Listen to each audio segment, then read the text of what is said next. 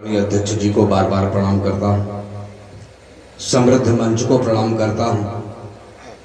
विशेष प्रणाम और तमाम प्रणाम आदरणीय विधायक जी को करता हूँ। राजनीति से जुड़ा कोई व्यक्ति इतनी देर तक कविता सुन नहीं पाता। बड़े दिल के हैं आप सभी राष्ट्रभक्त श्रोताओं को मैं प्रणाम करता हूँ। अंत में उस माता पिता को प्रणाम करता हूँ जिसने मुझे जन्म दिया, पाला पोसा बड़ा किया और आज यहाँ पर मुझे भेजा। अभी सौरभ जायसवाल कह रहे थे जो कभी ज्यादा प्रणाम करे समझो अपनी कविता भूल गया है। अपने भी कुछ संस्कार होते हैं। संस्कारों पर जीना इसका मतलब ये नहीं कि हम कविता भूल गए। वो सही भूल गया था।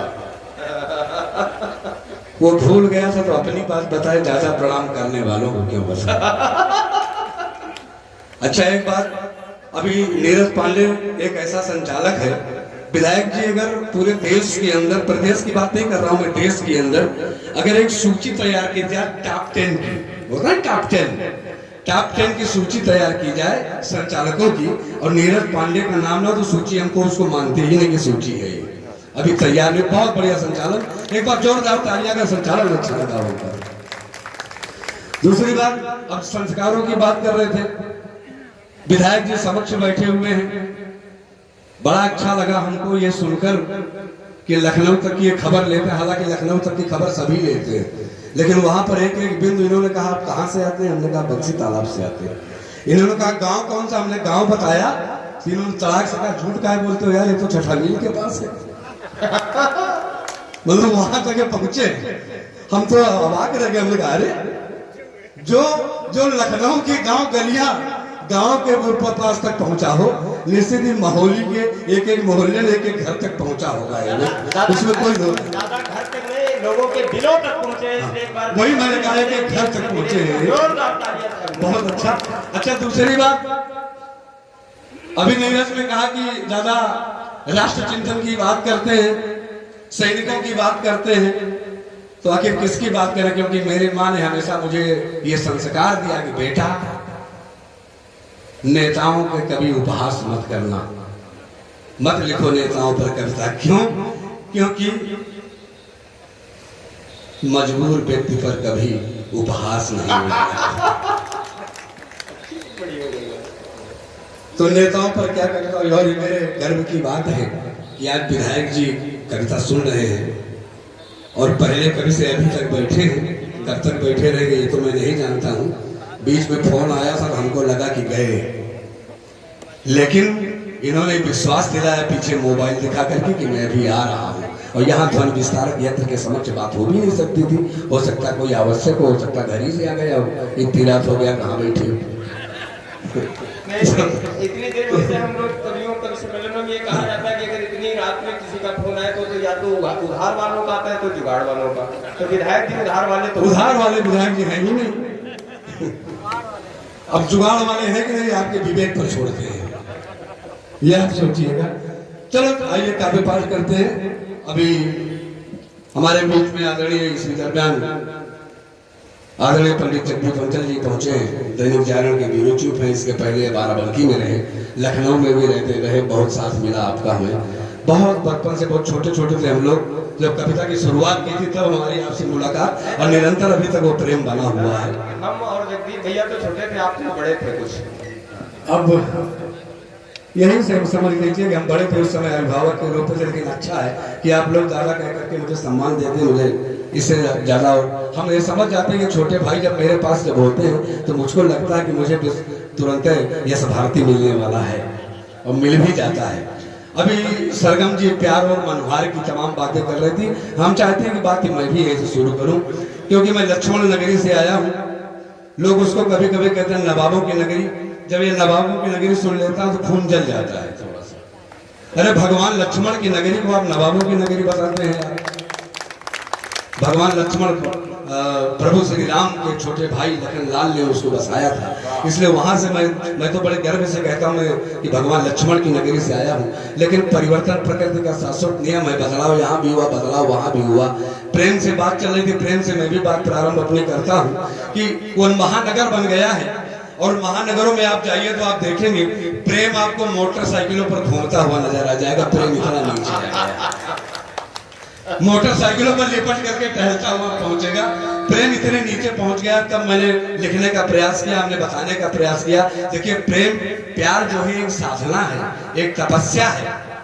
प्यार आसान नहीं है, मेड़ पर बैठो कटिया लगा कर प्यार हो जाए, वो प्यार वार नहीं होता है कुछ। वो टाइम पास जो अभी बताया आपने, क्रेडिट कार्ड होते हैं, वो टाइम पास है।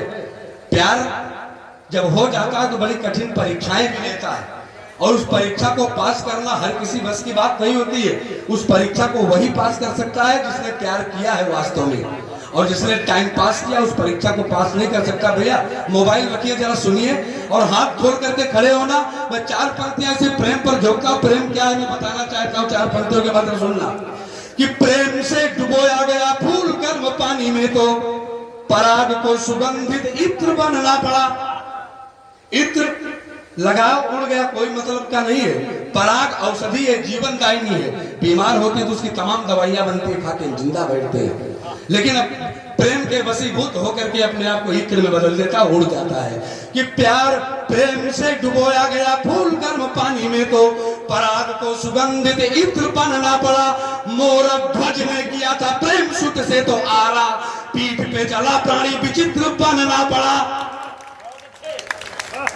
चौथी पंक्ति बिल्कुल उठाना, बिल्कुल लगे हमको कि वास्तव में मैं माहौली में वैसे मैं पहली बार आया हूं, लेकिन हमें लगे कि हम कई बार आ चुके हैं। मैं पंक्तियां निवेदित करता, सुनिएगा। चौथी पंक्ति पर खामोशी तोड़ लेना। कि प्रेम से डुबोया गया फूल गर्भ पानी में, तो पराग को सुगंधित इत्र बनना पड़ा। मोर ध्वज ने किया था प्रेम सुत से तो आरा, पीठ पे चला प्राणी विचित्र बनना पड़ा। मीराबाई जी ने किया प्रेम मोहन से, तो जहर को सुधा पवित्र बनना पड़ा, तो गरल को सुधा पवित्र बनना पड़ा। और किया प्रेम शेखर सुभाष ने मां भारती से, वीर बलिदानी का चरित्र बनना पड़ा। वीर बलिदानी का चरित्र बनना पड़ा, ये प्रेम है। अच्छा मेरा मन करता है, अच्छा ABC तो नहीं है, सी तक पहुंचे पहुंच जाएगा। 4 पंक्तियां और पढ़ता हूं मित्रों। यहाँ पर देखता हूं नौजवान बहुत बैठे हुए, 40 साल से कम आयु के लोगों को नौजवान ही कहिए आप। मैं 4 पंक्तियां पढ़ता हूं, सुनिएगा। एक बार फोन पर विधायक जी एक वार्ता चल रही थी, सच्ची घटना, कोई कल्पना नहीं सुना रहा हूं। उधर से आवाज आई, चौहान देश की जवानी भटक गई है प्यार और मनुहार में। हमने कहा श्रीमान, जिस दिन देश की जवानी भटक जाएगी मानचित्र पर ढूंढना पड़ेगा भारतवर्ष कहाँ है। क्या बात करते हैं आप? तब मैंने 4 पंक्तियों में यदि आपकी नौजवानों की वकालत सही कर दी हो तो मुझे अपना आशीर्वाद देना, सुनना। मैंने उत्तर क्या दिया उनको 4 पंक्तियों के माध्यम से। कि लिखते हैं दिखते हैं तिरछे नयन जब नायिका के, अंतस को पावन कहानी सूझ जाती है। कि दिखते हैं तिरछे नयन जब नायिका के, अंतस को पावन कहानी सूझ जाती है। और झनकार मन की मधुर मनुहार से वो पल भर में ही तो जुबानी बूझ जाती है। किंतु जब कानों में चुनौती भरी ललकार, सीमा पर क्रूर शत्रुओं की गूंज जाती है, सीमा पर क्रूर शत्रुओं की गूंज जाती है। तब प्रेम मातृभूमि के प्रति उमड़ते ही आंख बंद करके जवानी जूझ जाती है। आंख बंद करके जवानी जूझ जाती है।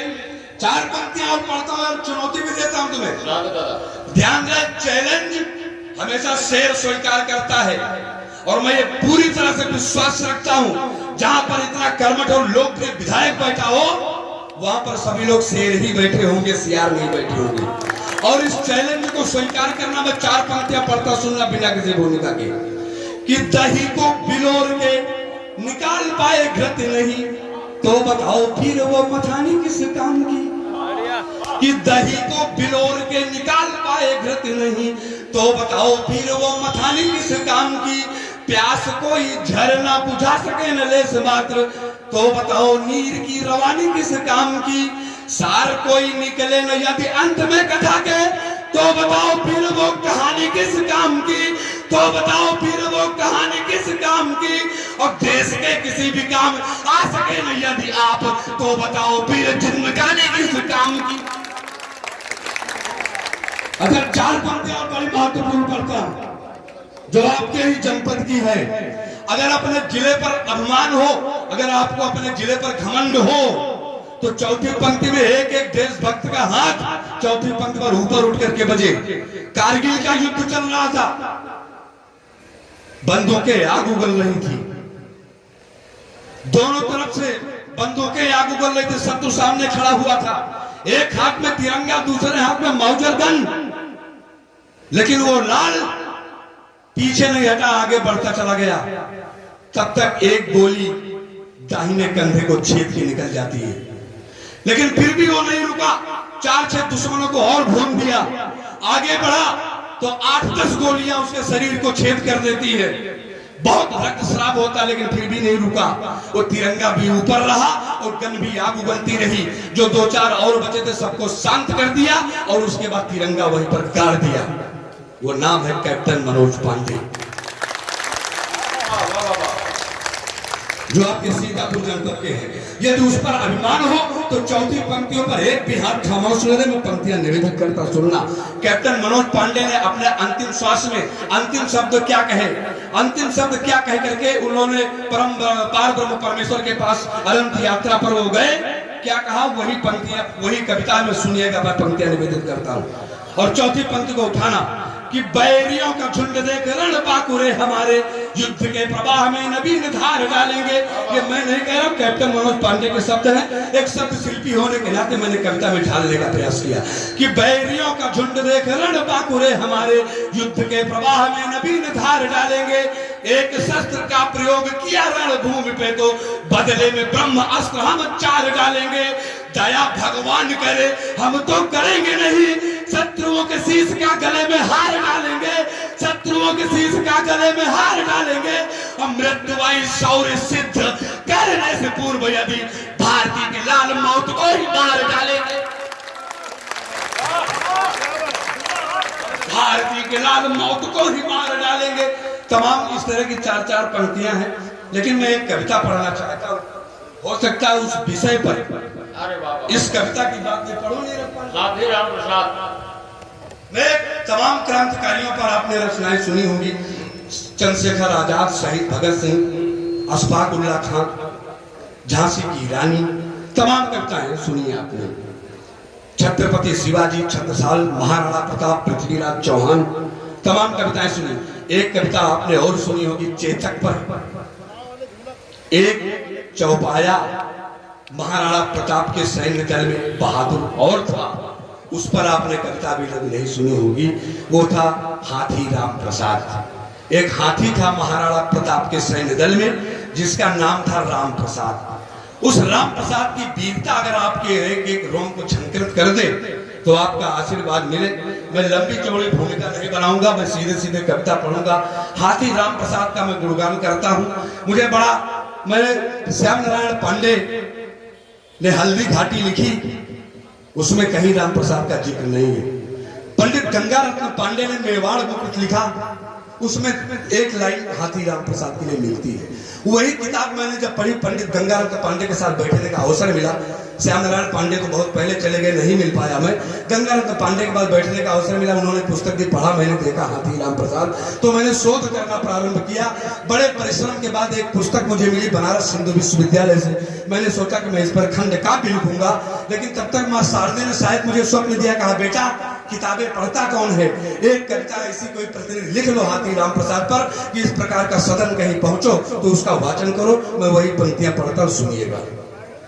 हाथी राम प्रसाद, महाराणा प्रताप का पूरा सैन्य दल हल्दी घाटी के मैदान में, उधर से अकबर की सेना, इधर से महाराणा प्रताप की सेना, आमने सामने बिल्कुल युद्ध के होने के लिए तैयार। तब तक महाराणा प्रताप अपने चेतक पर बैठ करके हाथी के पास पहुंचते हैं और थोड़ी उससे बातचीत करते हैं। एक बार एक व्यक्ति ने मुझसे टोका, कहा चौहान पगला गए हो क्या, वो जानवर क्या बात करेगा इंसान से।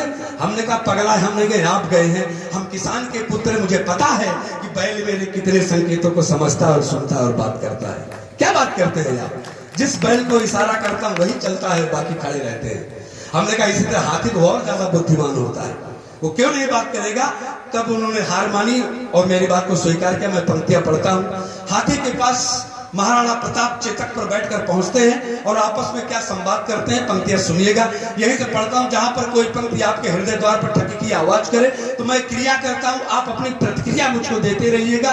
कविता बड़ी होगी तो छोटी कर दूंगा अगर आप ऊब जाएंगे, लेकिन सुन लीजिएगा मन से, मेरा आना सार्थक हो जाएगा, मेरा लिखना सार्थक हो जाएगा। पंक्तियां पढ़ता सुनना कि मेवाड़ दुर्ग की सेना सजकर खड़ी थी हल्दी घाटी पर। मेवाड़ दुर्ग की सेना सजकर खड़ी थी हल्दी घाटी पर, खड़े थे योद्धा चलने को निज धर्म युद्ध परिपाटी पर। क्षण भर को जा टिके नयन राणा के अपने हाथी पर, मस्तक पर दोनों हाथ रखा अपने अनबोले साथी पर। बोले चेतक पर हो सवार दुश्मन को धूल चटाऊंगा, रिपु रक्त से हल्दी घाटी की मैं प्यास बुझाऊंगा। हो महत्वपूर्ण भूमिका तेरी, हो महत्वपूर्ण भूमिका तेरी, मेवाड़ मुकुट की रक्षा में पूर्णांक आज अर्जित करना रण की इस कठिन परीक्षा में। पूर्णांक आज अर्जित करना रण की इस कठिन परीक्षा में। हे राम प्रसाद देना प्रसाद दुश्मन को तुम कोलाहल की। हम भी जब कभी क्रोधित होते हैं बच्चों पर तो कहते हैं आओ भी खाने भर को प्रसाद दे रहा हूं। ईश्वर की कृपा से उसका नाम ही राम प्रसाद था। तब क्या कहते हैं महाराणा प्रताप कि हे राम प्रसाद देना प्रसाद दुश्मन को तुम कोलाहल की। करना कर्म निडर होकर चिंता मत करना तुम फल की। यदि घाव लगे तन पर तो पीड़ा भी शीघ्र भुला देना। आहट से पहले सैनंदन में शत्रु को शीघ्र सुला देना। आज नहीं आने पाए राणा के परम प्रतिष्ठा पर, दाग नहीं लगने पाए ए हाथी तेरी निष्ठा पर। और हे मतंग लेना उमंग पौरुषता तुम दिखला देना। हम मेवाड़ी योद्धा हैं दुश्मन को ये बतला देना। हम मेवाड़ी योद्धा हैं दुश्मन को ये बतला देना। अब हाथी देखिए उत्तर क्या देता है, अपने नरेश को जवाब क्या देता है। यदि उसका जवाब आपके पास तक पहुंच जाए और अच्छा लगे तो तालियों में बदलना मैं पंक्तियां निवेदित करता हूं कि सूर उठा अभिवादन कर राणा जी को आश्वस्त किया। वो हम जैसा बोल तो नहीं सकता लेकिन संकेत कर सकता है कि सूर उठा अभिवादन कर राणा जी को आश्वस्त किया। आर पार करने के चिंतन में निज मन को व्यस्त किया। हे नरेश मेवाड़ धरा का है अनाज हमने खाया, जिनके पोषक तत्वों से संगठित हमारी है काया। प्राण जाए पर वचन न जाई हमने भी तो मंत्र पढ़ा है। युद्ध कला की सभी विधाओं का मुझ पर भी तंत्र चढ़ा है। किया प्रतिज्ञा है हमने दुश्मन का वक्ष फाड़ने को, तैयार खड़ा हूं धरती में मुगलों का मुंड फाड़ने।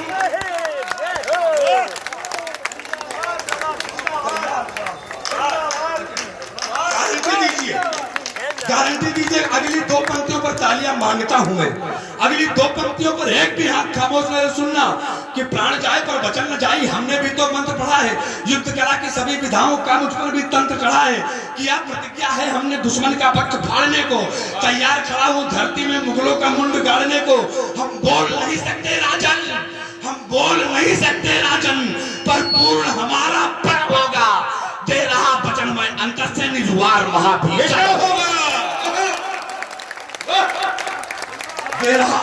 दे रहा वचन में अंतर से निजुआर महाभीषण होगा कि मातृभूमि की भक्ति का मैं पावन एक पिटारी हूं। हाथी बोल रहा है कि मातृभूमि की भक्ति का मैं पावन एक पिटारी हूं। सावधान करके दुश्मन का मैं सफल शिकारी हूं। मैं चुपके से वार नहीं करता है। हाथी बोल रहा है मैं पहले आवाज देता हूं दुश्मन को फिर वार करता हूं कि मातृभूमि की भक्ति का मैं पावन एक पिटारी हूं। सावधान करके दुश्मन का मैं सफल शिकारी हूं। हे महीप हमने भी तो जीवन भर निष्ठा पाली है। क्रोध भरे अंगारों से आंखों में देखो लाली है। फंसा सूड़ में साकल मेरा शरण शरण कर लहरेगा। शत्रु गजों का पेट किसी नकारे जैसा गहरेगा। किसी सरोवर में अपने शस्त्रों को फेंक नहीं सकता। शागिर्द आपका रिप समझ घुटने टेक नहीं सकता।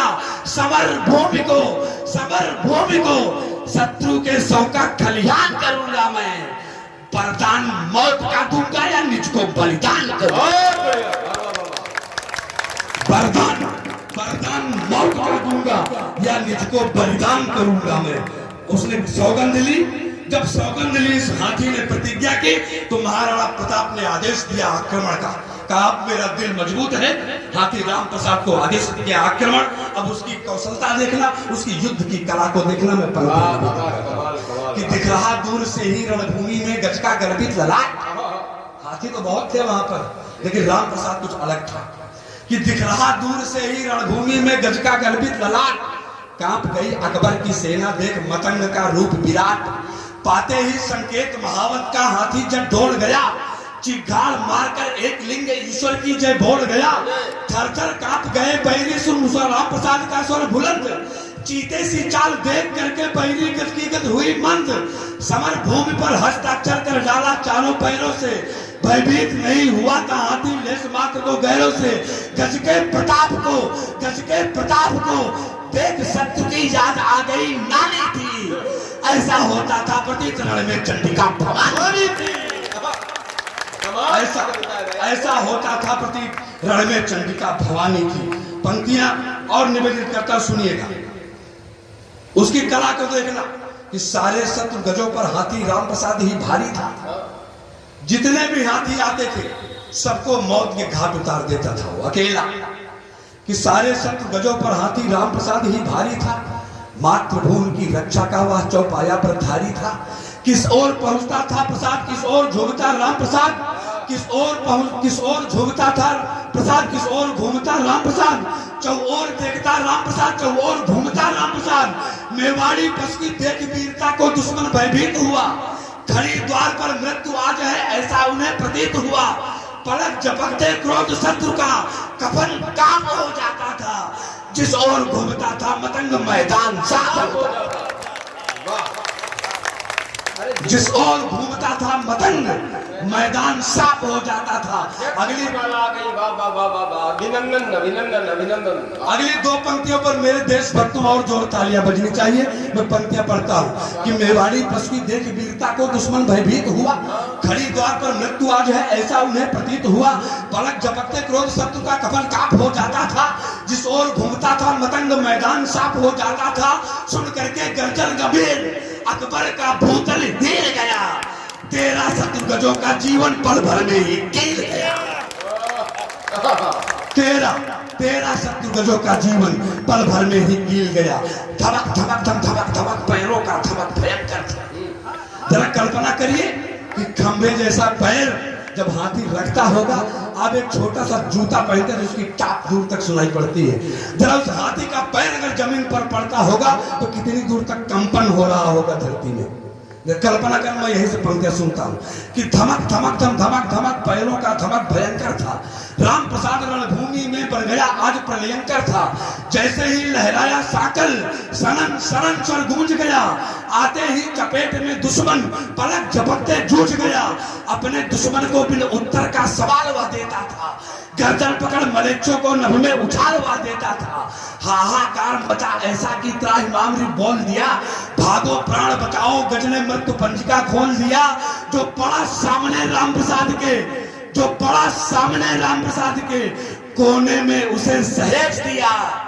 अली बोलने से पहले अल्लाह के पास ही थे।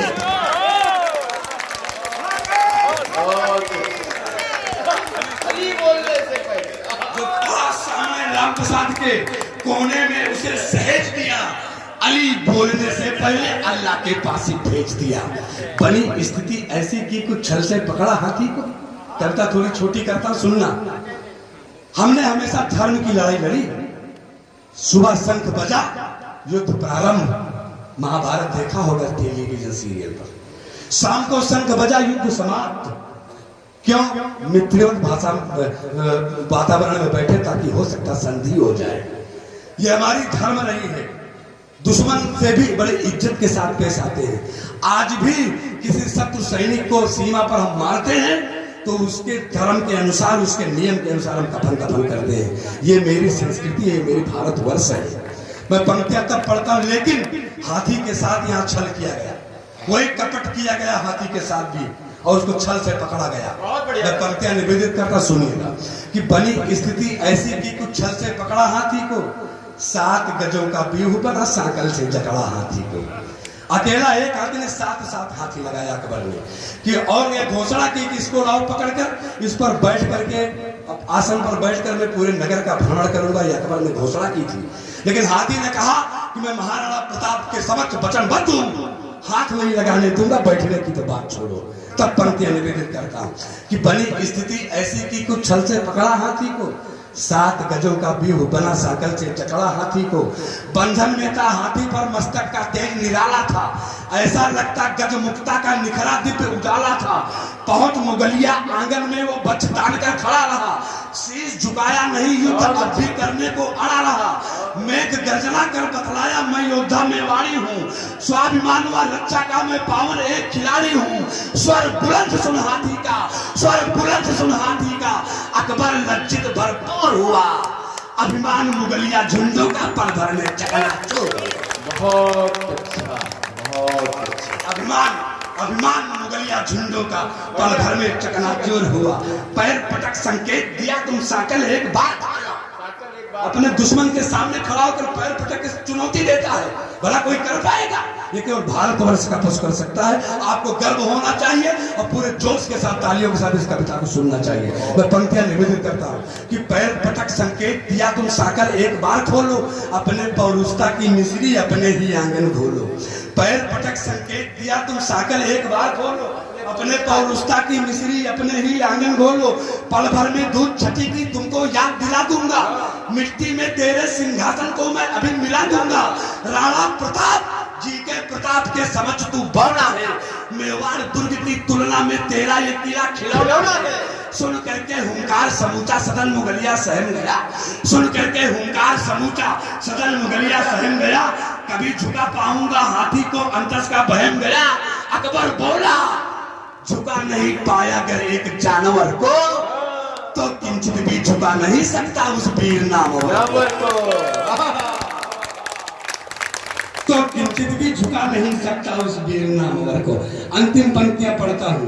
और हाथी का स्वाभिमान और हाथी की निष्ठा ईमानदारी यदि आपको पसंद आ जाए तो तालियों में बदलना। अंतिम पंक्तियां पढ़ता हूं, सुनिएगा। किया विवश हाथी को किंतु गीत शत्रु का ना गाया, किया विवश हाथी को किंतु गीत शत्रु का ना गाया। आप सभी जानते हैं हाथी का सबसे प्रिय भोजन गन्ना और केला होता है। सामने डाला गया लेकिन उसने हाथ देखा नहीं, उसको खाने की तो बात छोड़ो। यह है भारतवर्ष का पशु, निष्ठावान पशु। किया विवश हाथी को किंतु गीत शत्रु का ना गाया, किया विवश हाथी को किंतु गीत शत्रु का ना गाया। देशभक्त गजराम प्रसाद ने दुश्मन का अन्न नहीं खाया, किया विवश हाथी को किंतु गीत शत्रु का ना गाया। देशभक्त गजराम प्रसाद दुश्मन का अन्न नहीं खाया।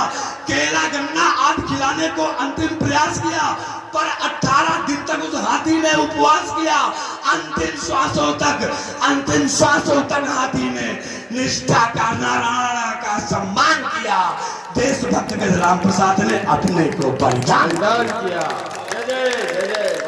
अंतिम 2 पंक्तियां पढ़ता हूं, वो मेरे लिए और आपके लिए, इसी हाथी के लिए। सुनिएगा कि किया विवश हाथी को किंतु गीत शत्रु का न गाया, किया विवश हाथी को किंतु गीत शत्रु का न गाया। देशभक्त गजराम प्रसाद दुश्मन का अन्न नहीं खाया। केला गन्ना आदि खिलाने को अंतिम प्रयास किया, पर 18 दिन तक उस हाथी ने उपवास किया। अंतिम श्वासों तक राणा के निष्ठा का सम्मान किया। स्वामी भक्त गजराम प्रसाद ने राणा का सम्मान किया। जब तक सृष्टि रहेगी भू पर, जब तक सृष्टि रहेगी भू पर, राम प्रसाद का नाम रहेगा। भारत का बच्चा बच्चा तुझको सदा प्रणाम